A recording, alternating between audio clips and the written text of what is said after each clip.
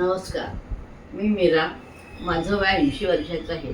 गेल्या वर्षी माझी तब्येत अतिशय बिघडलेली होती, पण त्यावेळी माझ्या मुलींनी श्रीपाद श्रीवल्लभ यांचं ग्रंथाचं पारायण सुरू केलं आणि त्याच्यानंतर माझी तब्येत सुधारली आणि मी पण 12वा आणि 51ला वाचायला लागले. तुम्हाला 12वा अध्यायाचं एक उदाहरण सांगते की त्याच्यामध्ये एक भीमा नावाचा अशक्त माणूस होता आणि कुलशेखर नावाचा पैलवान होता. तर त्या कुलशेखर पैलवानाला वाटायचं की आपण प्रत्येक ठिकाणी जाऊन आपण कुस्ती जिंकू आणि त्यामुळे ते पिठापूरला त्यांनी कुस्ती ठरवली होती.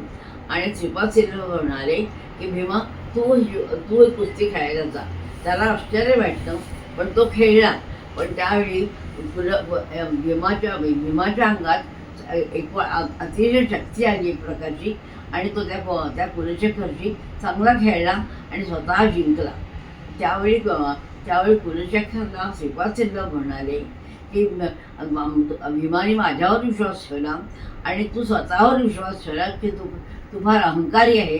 अहंकार हा माणसाला असा हरवतो हे लक्षात ठेव. तेव्हापासून मी रोज 12वा आणि 51वा अध्याय वाचते आणि माझी तब्येत चांगली आहे. त्यामुळे तुम्ही पण सगळ्यांनी अवश्य वाचावा आपल्या तब्येतीकरता.